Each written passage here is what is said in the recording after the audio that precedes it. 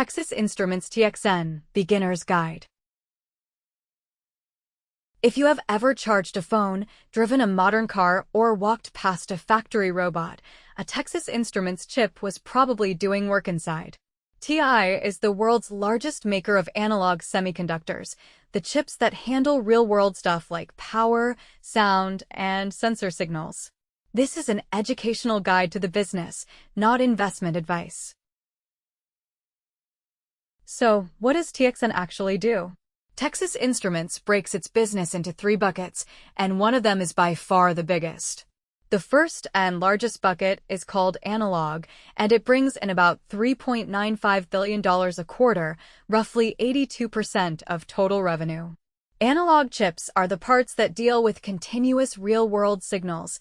Think power management, which means controlling how electricity flows through a device, and signal chain chips, which take noisy inputs from sensors and clean them up for the rest of the system. TI makes about 80,000 different analog products, which is an enormous catalog by industry standards. The second bucket is embedded processing, about $680 million a quarter, or roughly 14% of revenue. These are microcontrollers, abbreviated MCU, basically tiny computers on a single chip, plus processors that sit inside industrial gear and cars and run specific tasks like motor control or engine management. TI is also buying a company called Silicon Labs for $5.4 billion to add wireless connectivity, which means the ability to talk to other devices without wires, to this portfolio.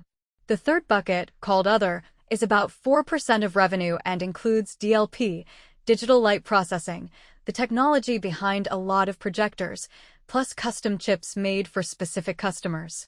So overall, TI is overwhelmingly an analog company with an embedded processor business attached. Where do these chips end up?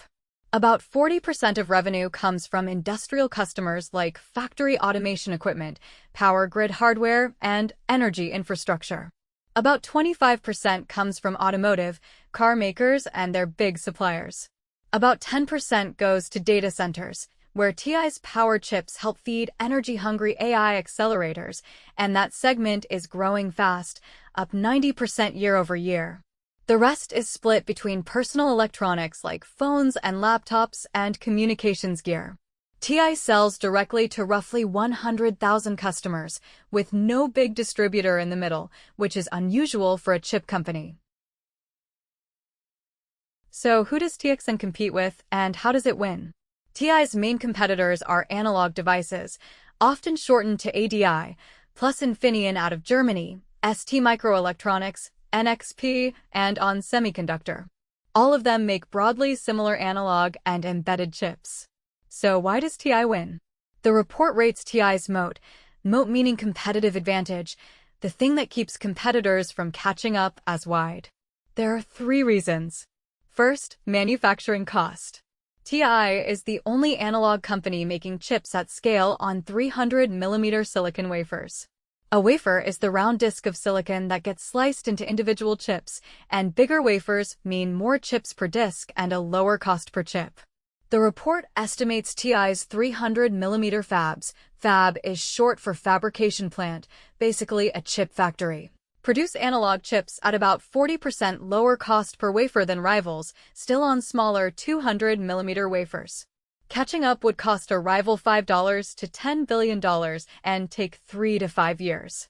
TI is also getting roughly $1.6 billion in funding from the U.S. CHIPS Act, a government program designed to bring more chip manufacturing back to America. Second, switching costs. Once one of TI's chips is designed into a factory controller or a car's engine computer, it usually stays there for 10 to 15 years or more. Pulling it out and swapping in a competitor's part means re-engineering and recertifying the whole product. Nobody does that to save a few cents. Switching costs just means how painful it is for a customer to change suppliers, and for TI they are very high. Third, capital discipline. TI's management is famous for a single yardstick, free cash flow per share over the long term. Free cash flow is the cash the business throws off after paying for everything it needs to keep running. While competitors were cutting back during the recent downturn, TI kept building factories and kept inventory on the shelf, So when demand came back, TI could ship and rivals could not. That is how they gained share in every upcycle. What are the key drivers for the business over the past 5 years? 3 forces have driven TI's revenue and profit over the last 5 years. First is the 300mm manufacturing advantage as a growth engine. As revenue scales, the incremental gross margin, the profit on each extra dollar of sales, runs at 75 to 85% because the fabs are already built and paid for. The Sherman, Texas megafab is a long-term bet that more volume equals more profit. Second is the breadth of the catalog combined with direct customer relationships. With 80,000 products selling into 100,000 direct customers, TI wins business by delivering a complete bill of materials, the full list of every part a customer needs in one device.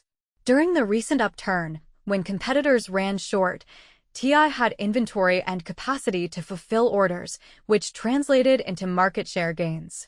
Third is the secular tailwind across industrial, auto, and data center end markets. Secular just means long-term and structural, not tied to the economic cycle. Industrial systems keep adding more electronic content. Cars are doing the same across gas, hybrid, and battery electric powertrains, with content per vehicle rising every year.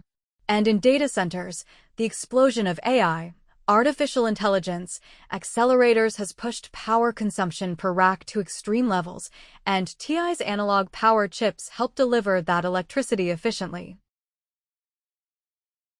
To wrap up, so the one-sentence summary is this: Texas Instruments is the world's largest analog chip maker, with a structural cost advantage from 300mm manufacturing, an 80,000 product catalog, and direct relationships with 100,000 customers across industrial, auto, and data center markets. As a learner, the things worth keeping an eye on are the industrial recovery, because industrial is 40% of the mix, and the data center build-out, where TI's power chips ride the AI infrastructure wave. This was an educational walkthrough of the business only, not investment advice. From here you can go deeper into the quarterly numbers and strategy.